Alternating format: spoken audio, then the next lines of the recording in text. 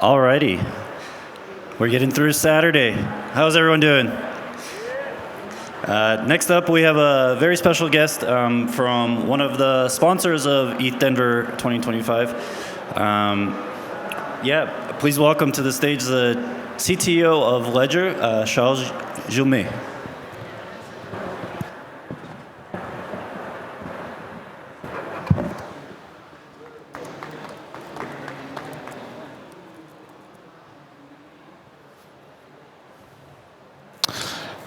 Hello everyone, my name is Charles Guillemet, and today I'm going to explain you how to avoid losing 1.4 billion USD. The name of my talk is From Chaos to Confidence, Understanding and Predicting Transaction. This is what we call blind signing. Would you sign this? The problem is you have no idea what this transaction is. Maybe you are about to sign the transaction you want, but maybe you are signing away your wallet.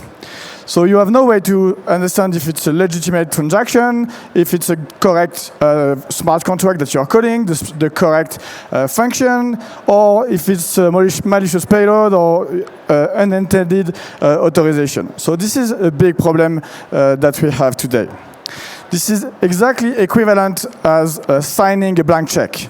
So maybe you are interacting with the smart contract you wanted, but maybe you are signing away your wallet. And unfortunately, this is not like theoretical. Getting scammed isn't fun. We have plenty of such examples. Only in the past 6 months, we had WazirX, we had Radiant Hack, and more recently, Bybit. And in all these cases, the user's endpoint or the user UI, in the case of Safe, were compromised. And at the end, the user was blind signing a transaction. And the problem is that they had no idea if they were signing the transaction they wanted or if they were signing away their wallets. And this is exactly what happened last week with Bybit, and they simply lost 1.4 billion. This is the biggest hack ever in the crypto space. And unfortunately, I think that won't be the last one. We will see more and more such hack, and we definitely need to solve this problem. Again, these attacks aren't theoretical at all. They used to be, but now they are completely part of the reality. So the only way to solve this problem is to clear signing. Clear signing is pretty simple. The idea is to provide the users with all the information so that he can understand the transaction he is about to sign. Here, this is a 1-inch fusion swap, and as a user, you can understand that you are about to interact with this smart contract, and you are about to swap 1,000 Matic to 500 USDT. You have the address of your receiver, which should be used, and if everything matches with your intent, then you will click on sign, and you will sign a transaction. It's transparent, completely human-friendly, and it's empowering. As a user, you are completely empowered to decide if you want to sign this transaction or not. How does it work? So, first of all, clear signing is not something new for Ledger. Ledger was created in 2014. At the end, that was only Bitcoin. And the first hardware wallet we did already had a screen. Because of this, because as a user, you want to understand that you are sending 0.1 Bitcoin to this specific address. So clear signing was at the core of what Ledger is offering from the beginning. The thing is, after that we had Ethereum and now Solana and plenty of chains. And when it's only about sending and receiving, it's pretty simple to support properly clear signing because everything is standardized. But when it comes to interacting with smart contracts, smart contracts can be arbitrarily complex, and the device has no way to understand how to parse the transaction and how to display the information to the user. So we are working on this for quite some time with the different standards, with the EIP 712, with the EIP 191 for message signing, and all of this. So this is not something new for us, and we will continue working on this. It's a never-ending journey. But here for smart contract interaction, we built a generic framework that allows to clear sign any single smart contract. If you are familiar with Ethereum, you know that smart contracts have ABI, and you might think that ABI could be like already a good level of information. That's true. ABI are quite interesting, but they are not sufficient, because as a user, this is plenty of hexadecimal stuff. You don't completely understand the intent, the name of the method. You don't know if the specific parameter is a date or an amount or the type of this data. So ABI is already providing plenty of information, but we need to be able to format them in a human-readable way. So this is why we have created a standard, which is the EIP 7730. And the idea of this standard is to format this data so that the device can understand them. So what we ask is DApp to create a JSON file, and this JSON file will enable the device to understand how to parse the transaction. It's human-readable, lightweight, and efficient, completely flexible and extensible, and it's completely data-driven and declarative. We start with the EVM because obviously this is where the action goes. This is where there are plenty of smart contract and such interaction. However, it's not only for Ethereum; it's really for every single blockchain interaction. So again, we have submitted an ERC 7730. I guess it should be merged now or about to be. We discussed with the foundation yesterday, and there are like three main steps for clear signing to happen. The first one is to create this JSON file, and to do so, either the DApp, the protocol, can create the JSON file independently, or we have created a tool that facilitates the process. And then the DApp, the protocol, will submit its JSON file on a public registry. So far, this is just a GitHub that is controlled by Ledger, but the idea is really to decentralize this, because this is not about Ledger. This is really about interacting with blockchain, and any single wallet needs this kind of data. So we have created a public registry, and we will decentralize it on the long run. And then, as soon as we have this, we will endorse this JSON metadata file. We will verify every single submission, and if we think the submission is legitimate, then we will sign it.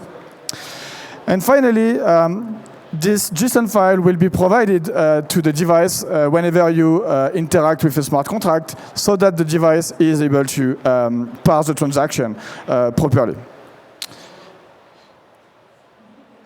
In order to make it happen, again, we need DApp to create this JSON metadata file. In order to ease the process, we have created a tool, and we need wallets or DApp to integrate our device SDK. The device SDK is very simple to integrate, and then you can communicate with Ledger devices very easily. Like, you have only high-level API to discuss with the device. You can connect it, you can get an address, you can sign its transaction, and only with this high-level API you will get clear signing for free.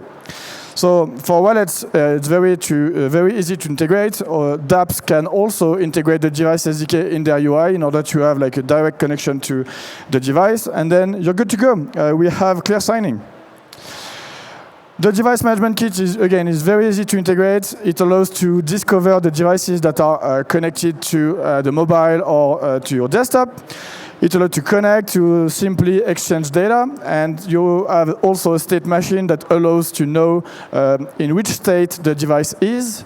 And finally, you have like high-level operating system command to launch the Ethereum app, to get an address, to sign this message, to sign this transaction, and this kind of thing, very high level. So for wallet and app, it's really very easy to integrate. Again, we are working on this for quite some time. In 2024, we decided that was a big focus for the company. We were quite predictive because all the hacks, the big hacks I mentioned, happened after. But the thing is, like, it's really important for the ecosystem to solve this security problem because it's a matter of trust. It's a matter for users and for the world to trust our blockchain technology. If blockchain technology is just about hacks and meme coins, frankly, there was not much value. So what we are building is much more than this. So let's solve this security problem together. I want to give a quick example with Aave. We have created the tool that I mentioned.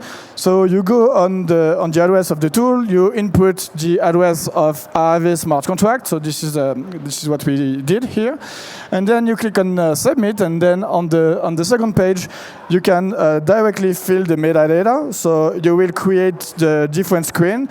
You will decide which fields are important to interact with Aave. What are the offsets to find the specific method and parameters? What are the type of the parameters and all of this? And then you can preview the different screen that will be rendered on the Ledger devices. At the end, it automatically generates the JSON file I mentioned, and as a dApp, as Aave, you only have to submit your JSON metadata file to the public registry I mentioned. Again, today this is a GitHub repository. So this is just a commit on the GitHub repository. Very easy. And then finally, you clear sign Aave. So because what we did behind the hoods is verifying the submission from Aave. It comes from Aave. Everything seems legit. We sign this metadata file. And as soon as you are going to interact with Aave smart contract, when you are about to sign a transaction, the raw transaction is sent to the device along with this metadata file. And then the device is able to parse the transaction because it has the context that is included in the metadata file, and that allows the device to properly parse this transaction. And then you are on Aave, you interact with Aave smart contract. You are about to borrow 0.5 ETH, and the interest rate mode is variable, and the debtor is this specific address. So as a user, you understand exactly what kind of transaction you are signing. When you are signing this, you have like quick cryptographic guarantee that you are interacting with Aave. If you sign a hash, maybe you are interacting with Aave, but maybe you are signing away 1.4 billion USD. So again, as I mentioned, we started with this journey a long time ago with send and receive and staking and so on. But in 2024, we really focused on EVM, and we have created this standard. Also, we are going to support ERC 7702 day one. So this is something that is ongoing. So that after that, you will be able to interact with smart wallet in a clear signing way. This is something ongoing. We have created this 7730 ERC that allows anyone to support the dApp and clear sign the transaction, so any wallet can use it. Again, it's not only about Ledger. And we are going to continue working on this with other chain, with Solana, for instance, with Cosmos, with Near, and also on Bitcoin. I want to mention Bitcoin because now on Bitcoin you have plenty of new interaction with tap scripts, and they are even more difficult to parse for our devices. So this is only the beginning of the journey, but really the purpose of all this stream is to secure the ecosystem. Understanding this transaction is really a big improvement, but it may not be enough, because your transaction might remain harmful. With clear signing, as a user, you are able to understand what kind of smart contract you're calling, what are the methods, what you will do, but you have no idea on what will be executed at the end. And for this, I'd like to introduce with a new security level with transaction check. So the idea of a transaction check is to prevent malicious transaction to be signed, and it provides a warning to user when there is a threat detected that would be like a malicious function, address poisoning, abusive permits, and it's completely complementary with clear signing. And if ever there is a threat detected on the device, you will be prompted with this kind of warning. And either you decide to sign this transaction anyway, so it's at your own risk, or you can be back to safety without signing this transaction. How does it work? Again, it's pretty simple. Whenever you are interacting with this new shiny dApp, then the transaction to be signed is crafted on the UI, and just before signing it, it's sent to a trusted third party that are simulating the transaction, simulating the execution of the transaction, and they conduct a risk analysis of this specific transaction, and they will issue a risk assessment for this specific transaction. This risk assessment is signed by this third party, and it will be sent to the device. The device is able to clear sign the transaction, and it will also display the risk associated to this transaction on the device, because it will be able to verify that this risk assessment report matches with the transaction to be signed. So this would be like the kind of warning that you can have when there is no threat detected, like everything seems okay. You can even click on the icon on the top, so that you have like more information why no threat was detected. And if ever there is a threat that is detected, then you have this screen. You can click on the icon at the top. You will have a QR code, and then you scan the QR code. You end up on the website that explains you why this transaction has been detected as a critical threat.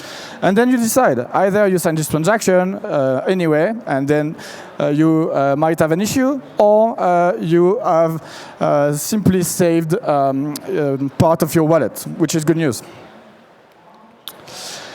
So again, we really want to stop all these hacks.